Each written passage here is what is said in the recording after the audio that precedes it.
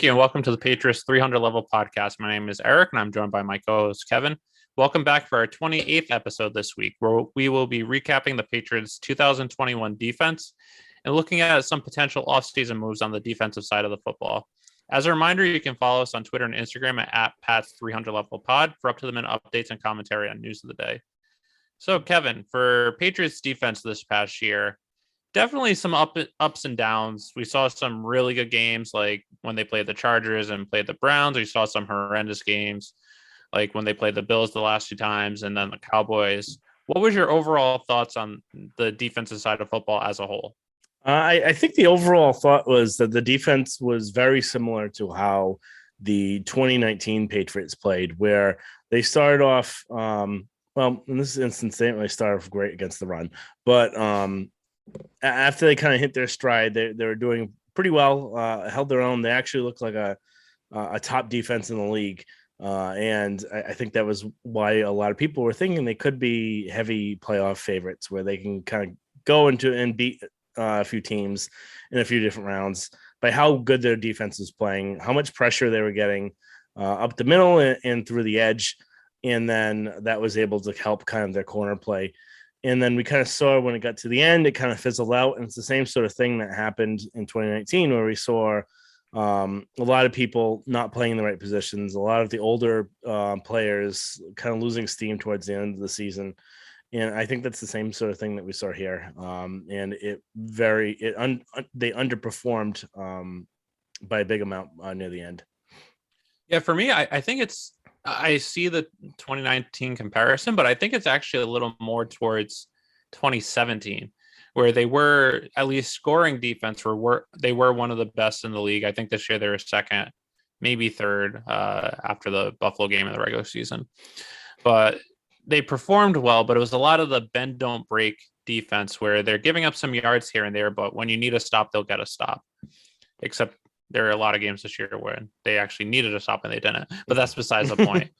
But then like the floodgates just swung wide open in the Super Bowl in 2017. And it was this year where, like you said, they started off inconsistent, some really good games, Tampa early on, but then terrible against the Cowboys a couple weeks later. Then it seemed like they got their stride during that 7-game winning streak. And then something just at the bye, I don't know what happened. I don't know if they got overconfident or they just got exposed. Teams figured out how to stop them or score on them. And it's tough for me to kind of grade how they were, because there were those inconsistent games. There were those games where they actually did shut the teams down, but there were those other games where they couldn't get a stop at all. So it was just inconsistent. It's the only way I can really sum up the whole season. Yeah. I think one of the things that came true towards the end of the season is something that we had said during that winning streak, was that if teams were able to shut down Barmore and Matthew Judon, they would have some problems. The Patriots defense would have some problems because their secondary wasn't good enough to cover for that long. They really only had JC Jackson, where he's a pretty good corner, but it's only him. You don't have Jonathan Jones because he was hurt. You have Miles Bryant, who I think is a pretty good player, but he's not the caliber of Jonathan Jones. And then Mills actually played decently well compared to what I was expecting him to do, but he's not a great man corner. So those things kind of really expose them as well too, where they're not getting pressure, and if they don't get pressure, zone defenses get ripped apart, and that's the big thing. Yeah, and along those lines is Barmore still was able to get some production, but the thing that gave the Patriots defense so much success early on was it was both Barmore and Judon getting production. Mm-hmm. But then Judon, just the last 5-6 games of the 7 games of the season, was just absolutely horrendous. So he said he was hurt, but wasn't something that needed surgeries. Hopefully just rest. I don't know if he got worn down from just being so productive early on, but that's just something that maybe the Patriots should try. And if it was just being worn down, maybe monitor his snaps early on next year so same thing doesn't happen. Yep. And he also mentioned too that he needs just to be in better shape going into the season. So that's, I think, one of the big things why he wore down. And the other thing too is he's playing on pretty much every snap. He was playing on special teams. And do you really need him on special teams to be playing all those snaps? I think they may just need to maybe cut back how much they're using him if they want to have him fresh for the end, and that's when it's most important. Kind of going down into the positional groups, kind of how we did last week, kind of breaking down how we kind of seemed how excuse me, breaking down how we kind of graded each position and kind of what the offseason may look like. Are there any potential cuts, any potential free agents we may think that they might want to sign? Because again, free agency starts basically on Monday. Monday is the tampering period, the 14th. Free agency starts the 16th, but I think we know all well that all of those deals get announced at the start of tampering. So I think like a lot of the Patriots deals last year were announced the first day of tampering. Yep. So we'll probably get to hear pretty much everything that's going down on Monday. And again, I don't expect them to be major players this coming free agency, how it's usually been most years past. So we'll probably have a pretty quiet time for us covering the Patriots. Yep. So Eric, I think the first one would just be the edge play. How do you kind of grade how they did, and what do you think their potential cuts or needs, potential players they might try and grab? I'm going to start with this one, and I feel like for a lot of positions, it's going to be the same. It's tough for me to really give a grade because of how inconsistent, or if one person at a position was good, but the others weren't. So this, I'm going to give a B based on Judon's first 2/3 of the season, his production, where he was in the running. At least we were saying he should be in the running for defensive player of the year. We didn't think he was going to get it, but how productive he was, he should at least be considered, how dominant he was. And then he just wore down. But then the other side wasn't really able to get much production at all. Uche did well the first 2 games, but then after his injury, he was never the same. I thought that there was going to be that 1-2 punch on both edges, but he was a disappointment this year. Dietrich Wise was horrendous when he was at edge. Minus, I think there's one game he actually played good, but other than that, he wasn't good. So that's why I give it a B, but that's mostly only because of Judon's first 2/3 of the season. Some potential, I don't really see many cuts from the edge, unless you consider Winovich as an edge instead of outside linebacker. I think Winovich could be cut or traded, just depending on roster spots. And since, even though he was your sack leader in 2020, he barely saw the field on defense in this past season. So unless they think they can get more out of him, I think he's going to be on his way out. One interesting one I know we both talked about on Twitter a lot today is Trey Flowers. He was released today. I could see the Patriots trying to get him back. Only thing with that is they have been playing a lot more of a 3-4 style defense, and he's more of that 4-3 edge. So I don't know if he's really going to fit the system, but they do like him a lot. He was very productive with the Patriots, and I don't think he's going to cost you that much, or at least comparative to other defensive ends. So he might be someone just to keep an eye on, and maybe they switch back to a 4-3 defense, especially if they get Jordan Davis in the draft, which I don't think he'll be available. But yeah, I think this one I'm going to go with a B-, and I think that may even be a little bit too generous. And again, Matthew Judon was kind of an all-pro the first 12, 13 games of the season. Was on pace to set the record amount of sacks for the Patriots, and faded very fast throughout the end of the season.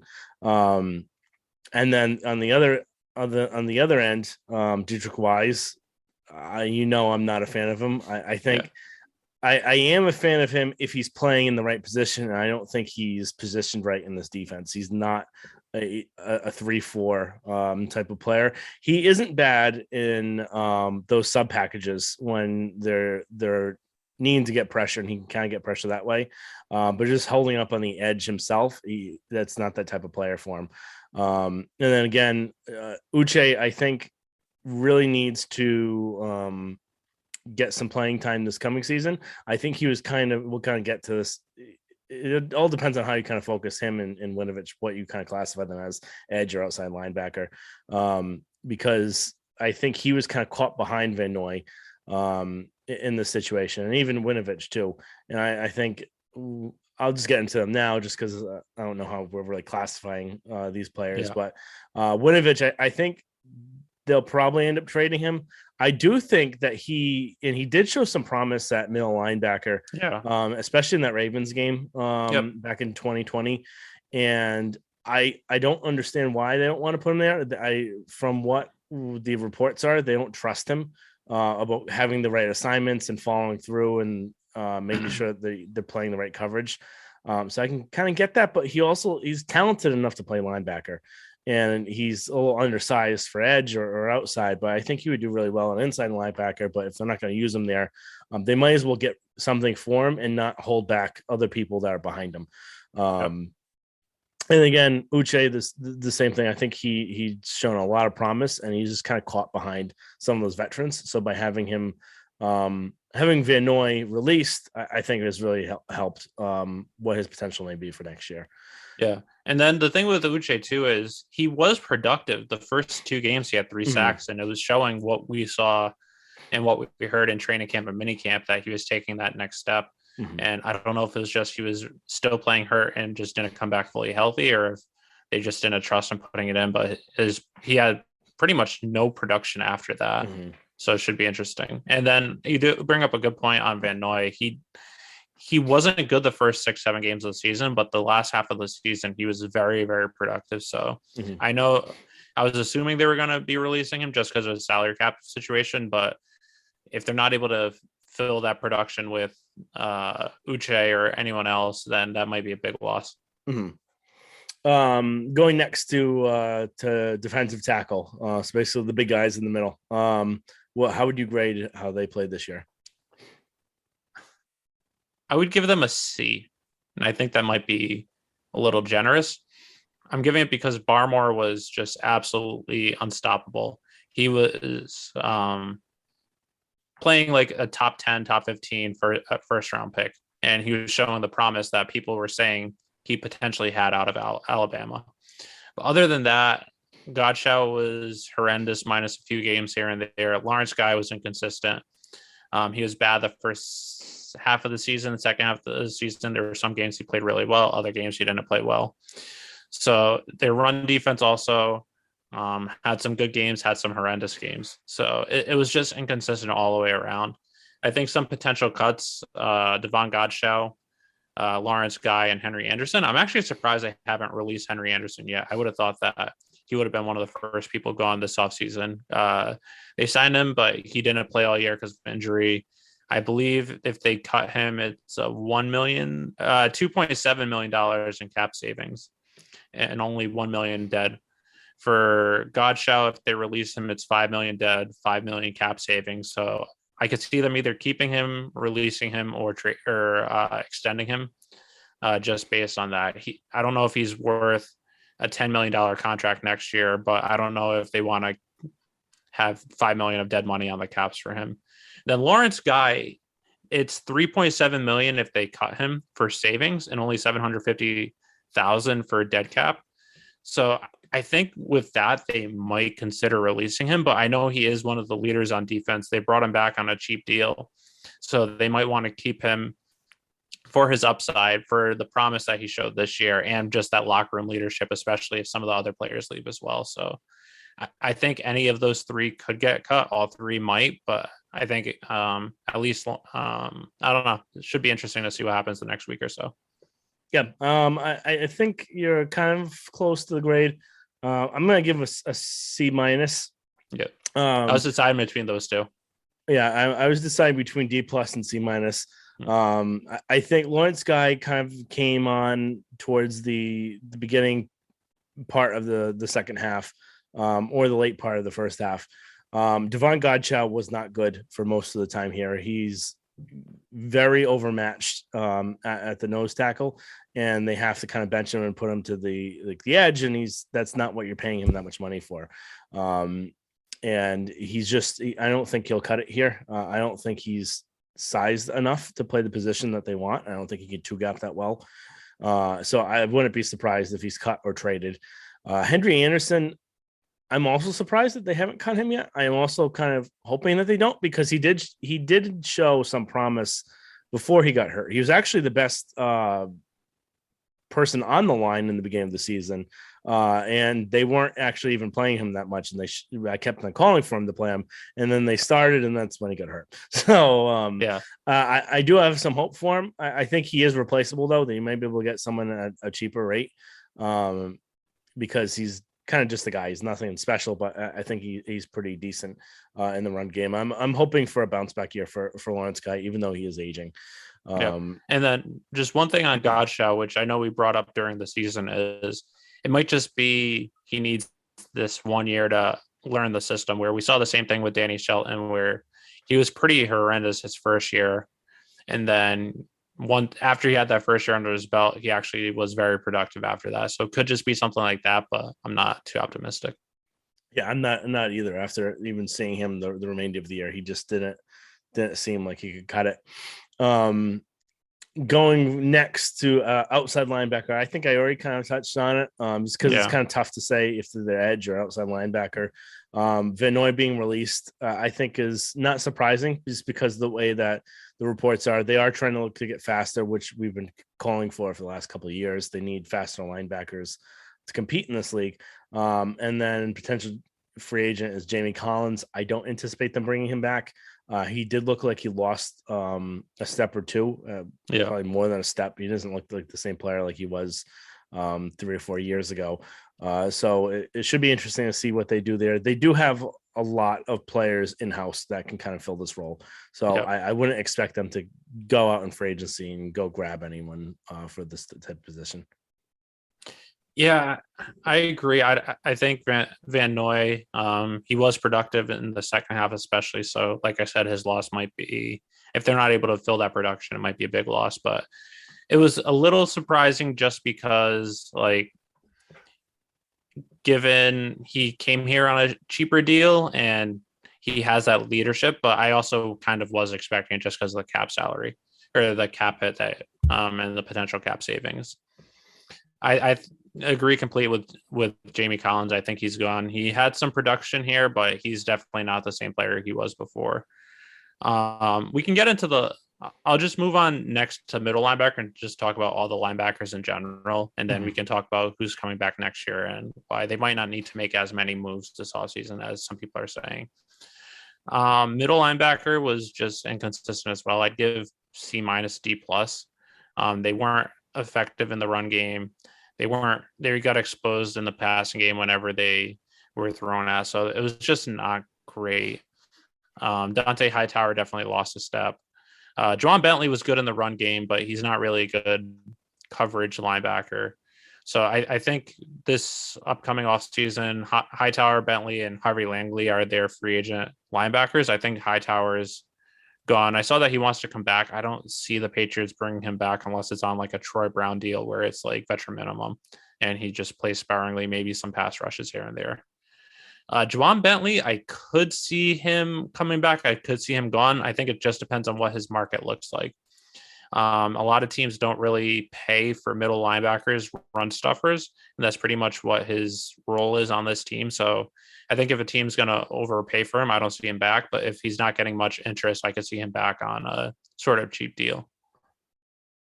Yeah, I completely agree. I think Hightower is not going to be back unless he takes some very low contract. Bentley, they do like him a lot, and I wouldn't be surprised if he is back. But if the salary does go up, I don't anticipate them overpaying for him. I don't think it's something that they value enough to bring him back in. So they should have some new faces at the middle linebacker position. So kind of just talking what they have coming back. Raekwon McMillan had torn his ACL in training camp. He showed a lot of promise. They liked him a lot.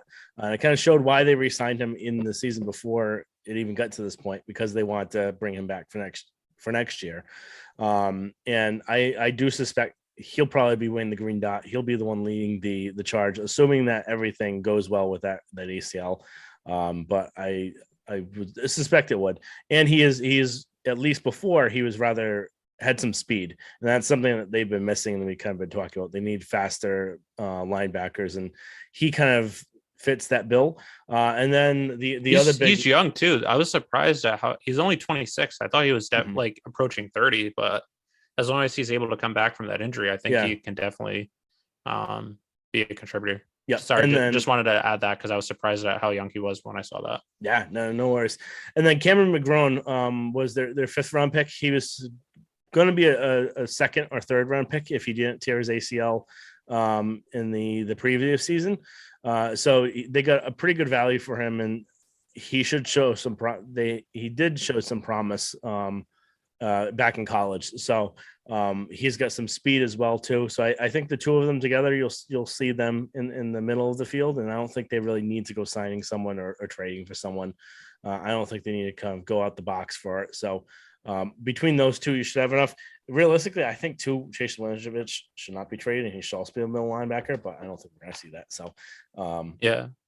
One name that a lot of people keep forgetting, and I honestly forgot about until I was preparing for this, was Anthony Jennings. He was their third round pick in 2020. I know he didn't see the field this year. He didn't really see it much in 2020 because of injuries the last couple of years, but when he did see it, it wasn't too productive. But some things to forget, or a lot of people forget, is Hightower wasn't good his rookie season. It took him a couple of years to really get into the mold. So it might just be that maybe this year he finds his niche or finds his role on this defense. But like you said, with McMillan and McGrone, they have some young, fast middle linebackers. And then Uche, if he just takes that next step like we were hoping he does, if they keep Chase Winovich, you have some young linebackers on the team that do have some speed, so they might not have to make a lot of moves that a lot of people are saying. There are some intriguing free agents out there. One that actually does interest me a little bit is Leighton. Is it Leighton? Is that his first name? Yeah, Leighton Vander Esch. Mm-hmm. He's the linebacker from the Cowboys, where he was a second team All-Pro as a rookie, but he's just inconsistent the next 3 years. So he was released, or he wasn't re-signed by the Cowboys, so he's going to be a free agent. If you're able to get him on the cheap, he might be someone that Bill might be able to get the most out of. But I don't want to overpay for him. Another name that seems interesting is Bobby Wagner, who was released by the Seahawks. I don't think he's going to be in the Patriots price range, but if you're able to get him on a cheaper deal or a 1-year prove it deal, he might be an interesting option as well.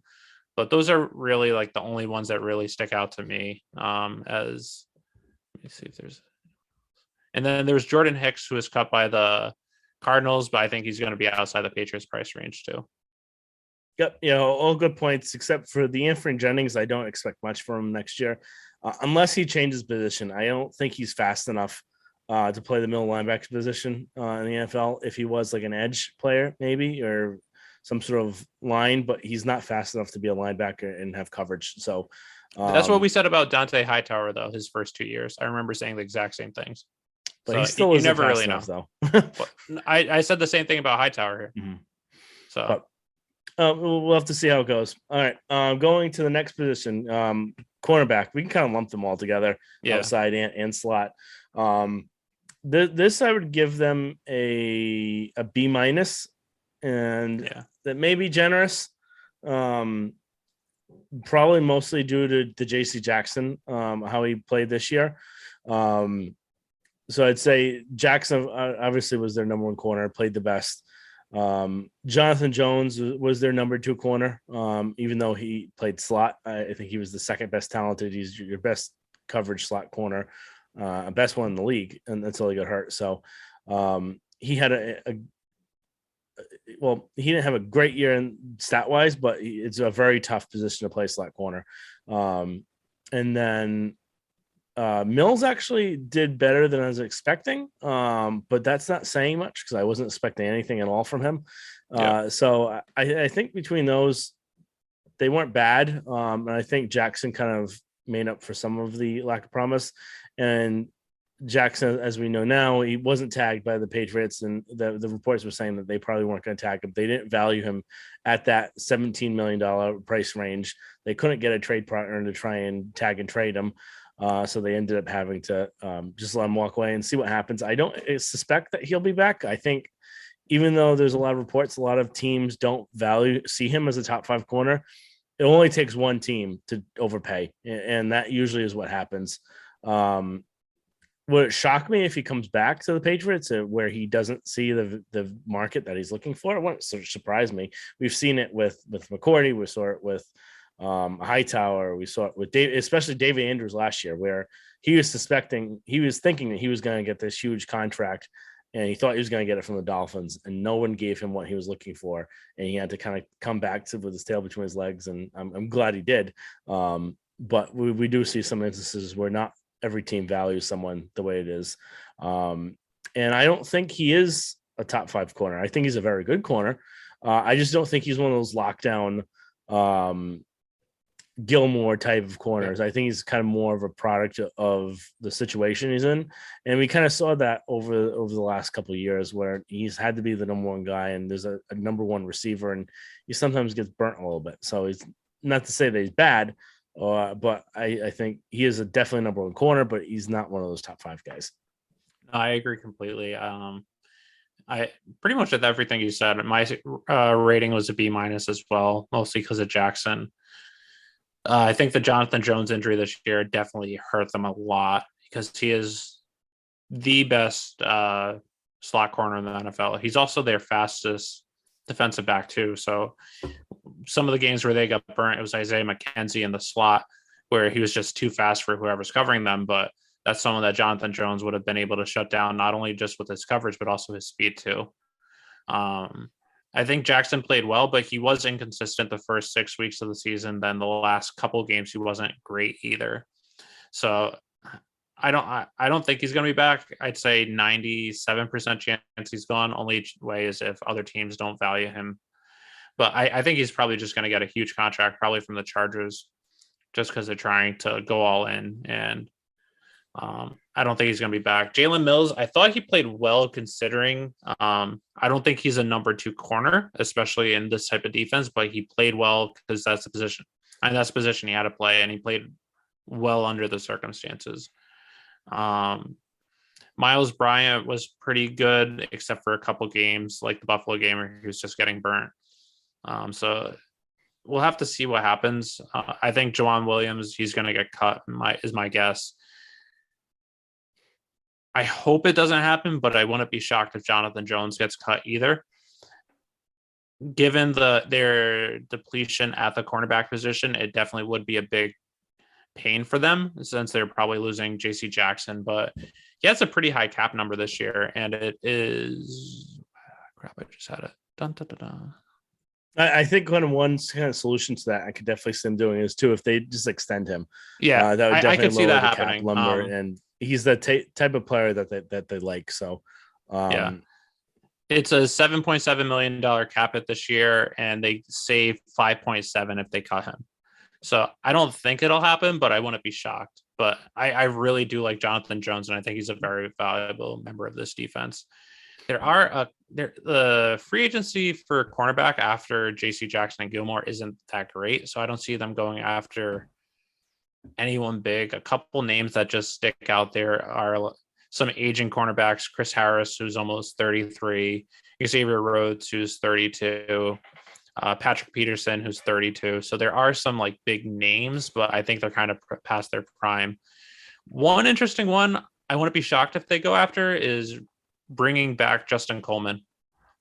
He's played pretty well after the Patriots traded him a few years ago. He just played with Miami last year, so I don't think he'll be a big contract. He might just be someone that they might be able to add some depth at the cornerback position. And then I think if Miles Bryant just continues to progress, I don't see him as an outside cornerback, but if he can be your second slot corner on the other side of Jonathan Jones, I think they might have some pieces to work with going forward. But having Jalen Mills as your number 1 cornerback next year, if they don't do any big things in trade, free agency, or draft, is kind of scary. Yeah, I think they will probably draft someone. This draft is supposed to be very high in cornerback talent and with wide receiver talent. So watch 2 positions that Bill doesn't draft well. Yeah, I was gonna say watch, they won't even draft either of them. So, but it's supposed to be very kind of stacked with corner and wide receiver. So it wouldn't surprise me if they draft someone in the first round if they're not able to get Davis at all. And it'd just be interesting to see how they kind of fix this. I could see them piecemealing this together with a draft pick, And who knows, maybe Gilmore may come back where maybe his market isn't that great because Yeah. maybe Jackson gets all the money and maybe Gilmore might come back at maybe 12 or 13 million. And I would be probably more comfortable doing that than paying Me too. Jackson 4 or 5 years guaranteed, where again, you also have to consider what's going to happen when he gets paid. Is he going to kind of shut down? How is he going to act? And he did have those issues back with the first college he was at, where he was basically kicked out of the program. So I think that's for off-field issue, though. I don't think it was attitude. yeah, but he's just having issues overall is something. I don't think he'll have any issues, but just knowing that he had a past may scare some people off. So we'll have to say, but I wouldn't hate a Gilmore kind of swap where he comes back and gets a little bit less than what Jackson's getting. I agree. All right, moving on to the safety position. I think this one, I'll let you go first, and then I'll discuss. I'll have to go with. I'm going to go with A-. I thought the safety was their best position on defense this year. All three spots, because all three of them played like 85% of the snaps. Mm-hmm. Where Adrian Phillips was your most dependable player on defense this whole year. Mm-hmm. Kyle Duggar, he was a little inconsistent the first couple of weeks, but after that, he really took that next step that we were expecting. McCourty definitely looked like he lost a little bit of a step. He still was productive. He was still one of the leaders on defense, but there were some games where he just, I don't know if it was like 4 or 5 times where he just took the wrong angle and either missed a tackle or missed a coverage and then allowed the other team to get a big gain. So McCourty is one of the free agents this year. I do expect him to be back next year as well. I expect them to prioritize re-signing him. But if they aren't able to, I think that there's still enough depth where you have Phillips and Duggar coming back next year, progressing another year. And then you also have Josh Bledsoe, as I know he was a late round pick, but they do think very highly of him. It's just last year he wasn't really able to see the field because of injury, but B, he had 3 really good safeties playing in front of him. So he might be someone that can fill in one of those roles. Yep. Yeah, I think I'm pretty close. I'm going to go with the B+, just because the way the defense played, I don't feel comfortable giving an A to anyone. But Phillips, obviously, he was one of the best players on defense. Most well-rounded, could really do anything. He played, there was some crazy stat about how many different positions he played, where he played, and it was kind of like an LT sort of situation. I think he lined up at every position except defensive tackle. Yeah. So he's a kind of that Swiss Army knife player and did really everything well. Duggar, I think, took a step forward this year too. I think he's getting so close to getting the right reactions. He's just, I think, thinks a little bit too much still, and I think that just comes with time. Because you got to think he's coming from a D2 school. I think he's going to have an even better year next year where he's going to kind of trust what he's seeing and not kind of think so much and just react. And I think he'll have an even better year next year. And then McCourty, like you said, I think he lost maybe a step here, took some weird routes sometimes. He was still a pretty good player, though. And he's definitely the leader of the team. So I would like to see him try and bring him back and have that kind of voice for the Patriots. So overall, I think the safety is probably one of their better positions, like you said. Yeah, I think that along with running back is the strongest position on this team. Yeah. All right. Going to special teams really quick. I would say I would give them a C. And that maybe that's mostly just because of Nick Folk bringing them up. If Nick Folk was not on this team, they'd be getting an F or a D, because punting was not good this year. Jake Bailey had a very bad year this year. I'm hoping it's because of injury, and not because of, I don't know what else it would be, lack of talent or lost something or what. Yeah. And then the special teams play in general, the amount of block punts they had, all of the penalties that they had, they just were not in the right spot. And I'm actually surprised they haven't brought anyone on board to kind of help, or that they're not using what's his name? Judge. Joe Judge as like a special teams kind of helper. He might consult, like even though he doesn't have that position, he might help out the special team coordinator. But I'm hoping he does, just because they looked very poor this year. Nick Folk, obviously, he was automatic. Anytime he was up there, as long as it's less than 50 yards, you expect him to hit it every single time, and I think he did. I don't think he missed any kick under 40 under 50. It's either 55 or 56 consecutive. Mm-hmm. And then the Jake Bailey situation. I know we've been predicting since October that he would be cut and then they would draft Matt Araiza. By the amount of news and press that Araiza's been getting lately, I'm less confident of that happening now. I am starting to think they may extend Bailey now because of that cap hit he's going to have. He's going to have a huge number this year. For a punter, I think he's going to be the highest paid punter in the league. I think it's around 5 million total. Yeah, where they'd get 4 million if they cut him. So it's 4 million total. Only 72 million dead if they cut him. Yeah. So I do suspect that they'll probably end up extending him. If they do have the opportunity to draft Araiza in a reasonable round, I would see them hitting it. I can't imagine them willing to spend anything more than a 5th round pick on him, unless Bill is eyeing him to be the kicker of the future as well. If he is, I could see him go for a 4th round pick, because that's where Gostkowski was picked. I don't foresee him picking anything higher than that. And, some teams go a little crazy with special teams, but what are your thoughts? So I have to agree. Nick Folk was an A+ this year. Mm-hmm. He was just completely automatic. And even the 50-yard kicks that he missed, there was the Tampa Bay game where it hit off the upright, where, giving the considerations, the length and everything, I wasn't expecting to be anywhere close. The rain, the wind. Yeah. I know when I was there, it was downpouring at that point. The rain started again at that point. And everyone was wondering what the hell was going on, because the guy doesn't go out for 50-yard kicks, and you're saying for was a 57 in the rain. Yeah. It just didn't make any sense, and it still doesn't make any sense. And I still think he should have trusted Mac to get it, but that's a conversation for another day. Yeah. But Nick Folk, I know he missed a couple extra points here and there, but for actual field goals, he was completely automatic. And he's a free agent this year. I really hope they extend him. I don't see, he's going to be 37 or 38, so I don't see another team paying a lot for him. I think he likes it here. Mm-hmm. So I think if another team offers a little more, I think he'd take the hometown discount. If he does go, though, I don't feel confident with Quinn Nordin as my kicker next year. So we'll have to see. Jake Bailey wasn't good this year. Even for kickoffs, he wasn't really that good either. He was okay, but he was inconsistent.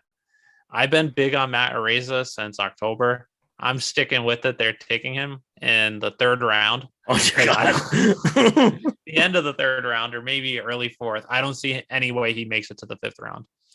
I think before this, I was expecting Bill to take him in the 4th, because I didn't think there's any way that he'd make it to the Patriots in the 5th. There have been punters that have gone in the 3rd round, most recently in 2012, the Jaguars punter. Granted, the Jaguars picked him over Russell Wilson. But that's not really a good thing. But Todd Sauerbrunn in the 90s went in the 2nd round. And I think just Matt Araiza's just talent is just once in a generation, where Ray Guy was a 1st round punter and he's a Hall of Famer, and Bill loves Ray Guy. I feel if Ray Guy was available in the 1st round, Bill would have taken him. So I think that Bill values special teams more than any other team. It's just, is a team going to overdraft Matt Araiza, considering just seeing his highlight reel or his punts in the combine? I know the NFL tweeted out his punt from the right hash all the way to the left sideline for a 55-yard punt, but that wasn't even the most impressive for me. There was one where he was punting from the 20, so it would have been snapped from the 32-yard line, I think. And he punted it all the way to the 2-yard line, bounced, and then stopped at the 4-yard line.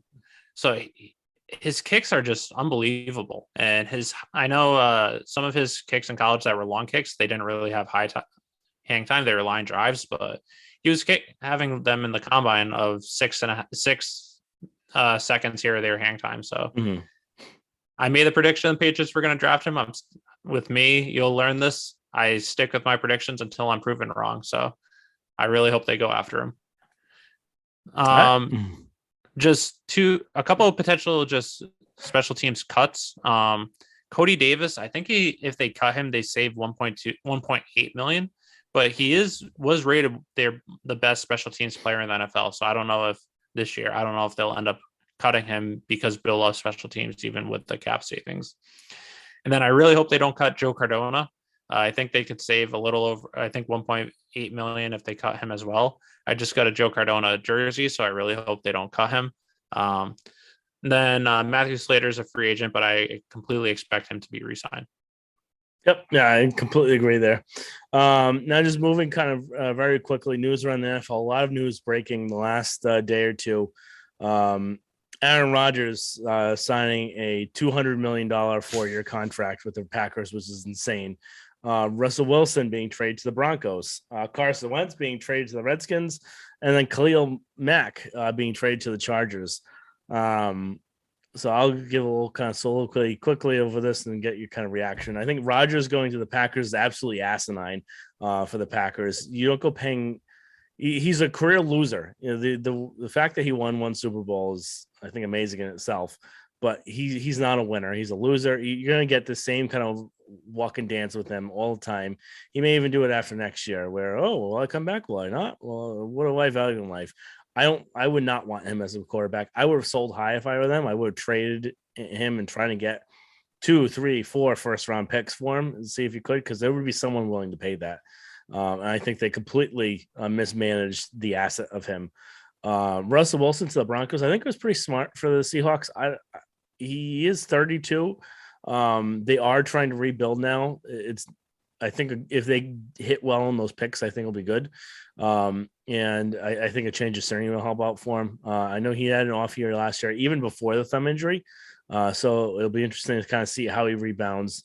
Was it just a 1-year thing, or is he on the downtrend? He's a smaller quarterback, so it could be the instance where maybe he might be on the downturn. But he's 32. He's old for a quarterback. So should be interesting to see how that happens with the Broncos. And then Carson Wentz, the Redskins. I think he's also he's a life loser. I think he's not going to do well with the Redskins or the Commanders or whatever the hell they are. And I think it was smart of the Colts to bite the bullet and say, well, this isn't going to work. He's not our quarterback of the future. We got this wrong. We gave up a first-round pick for him. But, we're at least we're not going to stick with him because we spent that much. We know he's not the quarterback for us. I think that was actually really smart for him. I do suspect that Jimmy Garoppolo is going to go to the Colts now. I think it would make sense for him. It's a dome team that do need a quarterback. I think that will really help them out.